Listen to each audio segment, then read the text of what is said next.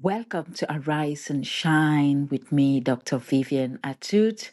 I'm your trusted guide on Arise and Shine.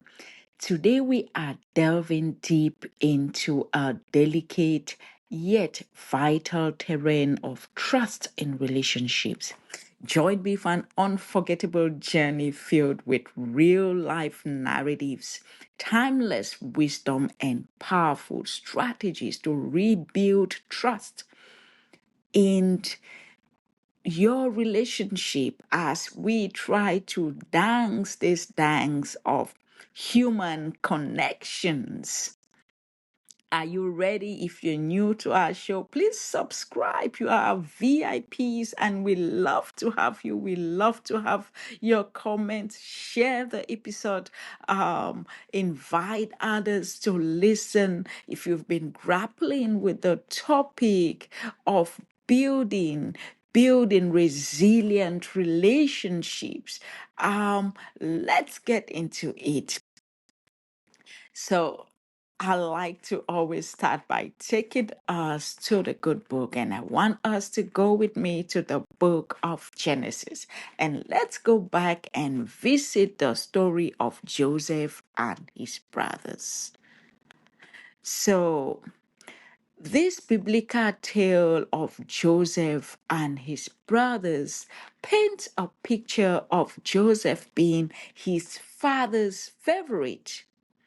And because he was his father's favorite, more happened to this young man. He was a guy who had lots and lots of dreams. And when he shared his dreams with his brothers, they got envious. And because they got envious, they even thought at one point to kill him. And then they became more lenient and sold him as a slave in Egypt. As time and history would have it, he became what? A powerful leader in Egypt. And now the time came for this young man to face his brothers once more, not with vengeance, but with grace. This tale is rich with themes of forgiveness, of reconciliation, and the arduous journey of rebuilding trust. Joseph's willingness to forgive his brothers when they showed remorse really teach us that even the deepest wounds can heal with time and genuine effort. It's not easy, make no mistake. I mean, there are relationships that become unrepairable at certain points, and that's why we still have high rates of divorce, high rates of people parting ways in organizations, breaking relationships. But the reality is that we need to do all else. We need to do all efforts. So the ancient narratives, it really offers or gives us profound lessons of our modern lives, and it emphasizes the importance of empathy, of communication and patience in restoring broken relationships. This is just the tip of the iceberg. So let's bring this closer to home with a reverting listener. The story of our brother Mark. Shout out to Mark. Mark experienced a profound rupture in his trust within his family when he discovered that his own brother had betrayed his confidence. Mark felt hurt, he felt isolated, and initially he struggled like many of us out there. I mean, there are many Marks out there. Really, he struggled to confront his brother. But however, inspired by the story of Joseph, uh, even though he felt hurt, Mark decided to approach his brother with an open heart. Never close all options. Always be open. So, through honest conversations and shared vulnerability, they began to slowly go through this rewarding process of doing what? crying together, mourning together for the betrayal and the destruction of trust, but then rebuilding their trust. So this story really teach us is the testament to resilience and grace, and it tells us we can emerge from the process of healing, showing us that trust can be restored through perseverance and mutual understanding. I mean, you've got to have a dose of perseverance. You've got to be willing to mutually understand where the other person is coming from. Sometimes just misunderstanding. So let's go back. If that is already exciting to you, let me take you back to the good book. And this time, let's go to the New Testament and look at the story of the prodigal son's return. So, in the spirit of forgiveness and redemption, we look at this parable. This parable gives us a powerful story of a young man who squandered his inheritance in reckless living. So he found himself destitute, and what happened? He's like, oh my goodness, my father's servants, my father's employees are way better off than who I am right now. I mean, life will take you to situations where you would rather not be there. And once he realized that he is in a bad state, he said, oh my goodness, let me go back to my dad. And even when he knew that he was going to meet resistance, what did he receive? Unconditional love and forgiveness from his dad. So the father's reaction when the guy has memorized and said, oh, I'm going to tell my dad, I've sinned against you, I've sinned against God. Please just hire me as a servant. I don't deserve to be your son. But the dad says, come on, boy, you still my son. I forgive you. Come back to the family and take your position as a son. I mean, this kind of reaction tells us about what the transformative power of grace and the willingness to embrace those who seek to make amends. People who seek to make amends, remember, emphasize, highlights the word seek to make amends. They really want to make right.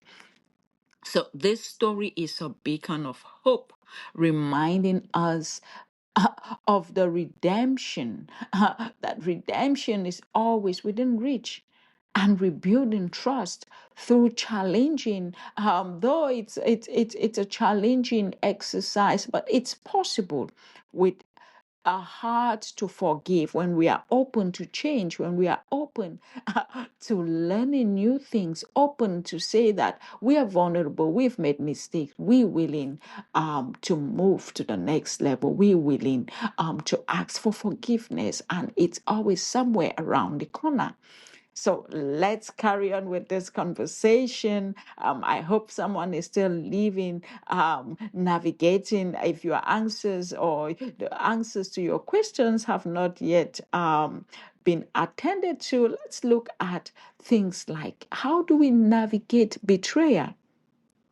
Trust often faces its severest test in the aftermath of betrayal. Consider the story of David and his advisor, Ahithophel. This guy was a trusted counselor, but he betrayed David by doing what? Siding with his rebellious son, Absalom. I mean, how else would you be? You are a trusted counselor of a king, and the son becomes rebellious and wants to take over the kingdom. Instead of protecting the king, you side with that son. I mean, it couldn't be worse than this. So this betrayal really shook David. It highlighted the pain and complexity of broken trust. From this ancient tale, we learn that betrayal can come from those close to us. The path to rebuilding trust is fraught with emotional turmoil. Yet, even in the face of such challenges, it is possible to navigate the aftermath with wisdom, with discernment, and the support of loyal friends and family.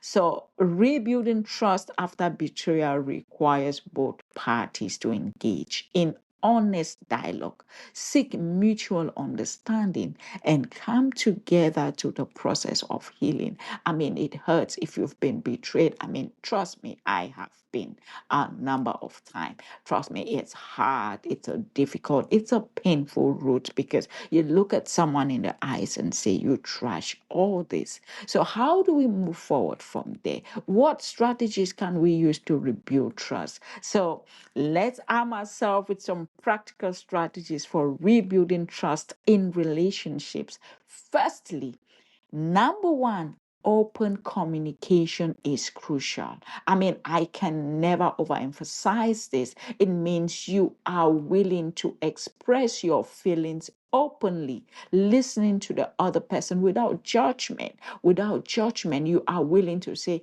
I've been messed up, I've been broken, I've been betrayed. You're willing to talk and listen without any form of judgment. Very critical.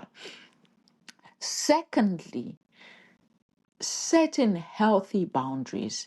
It helps one to create a safe space for both parties to heal. It's important to be clear about what you need to feel secured and respected. I mean, there are some boundaries that you need to really look at. There are some access that you've given people in your life that sometimes you need to shut for the purpose of healing, the purpose of moving and building trust again. You need to recalibrate your boundaries with certain people. The next important thing is consistency. In actions, you need to be consistent. If you want to rebuild trust, it takes time and it takes consistency, but showing also what reliability and honesty, it helps you to rebuild and restore faith and trust. It's not going to be something that is overnight. You need to show, if you say you've changed, you need to constantly do the actions that really shows that. And point number four, you want to seek professional help. I mean, it gets to point where trust is really shattered in talking, whether it's open communication, whether it's building new healthy boundaries, whether it's actually being consistent. You need more than that. You need counseling, you need professional help, you need therapy. You need to be able to tell yourself, I will go for this, because you want to move to a space of safety. So these actions can actually guide you through the intricate process of rebuilding trust and fostering what strong and more resilient connections. Wow, it's been an exciting journey. What an emotional and transformative exploration we've had today. Courageous souls, we've journeyed through the intricate part of rebuilding trust in relationships. We've drawn wisdom from our biblical parables, looking at the story of Joseph, looking at the story of the prodigal son. We've looked at resilient stories of individuals like our listener Mark, and how he rebuilt his relationship with his brother. We've looked at the process of healing and rebuilding trust, and we know it's a profound journey. It's fraught with challenges, but it's also beaming with hope if we stay on that journey. So, as we begin to wrap up this episode for today, I want to leave you with a spark that would illuminate your path to trust and healing.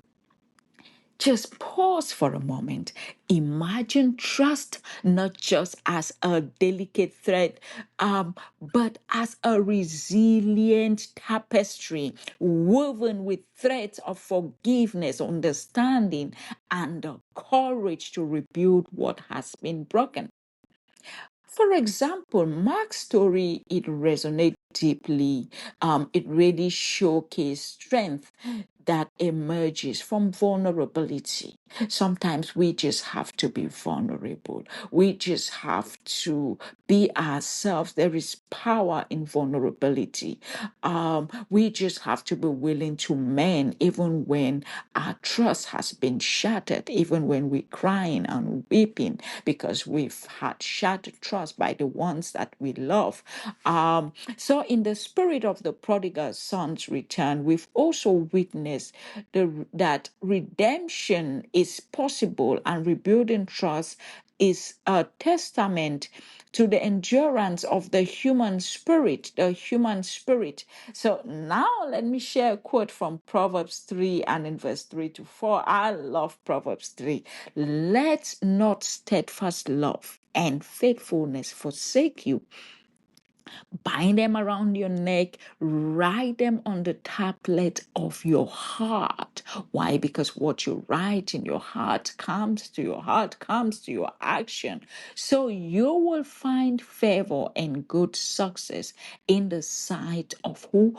God and man. So trust, like love and faithfulness, is a precious jewel that adorns the heart that we need to bind it. So as we bid farewell to this episode, I encourage you to share your stories of rebuilding trust, your triumphs, the strategies that have strengthened your relationships. Subscribe and stay connected. Let's continue to arise and shine together. Until next time, may your relationships be marked with trust, with healing, and resilience. Keep shining on.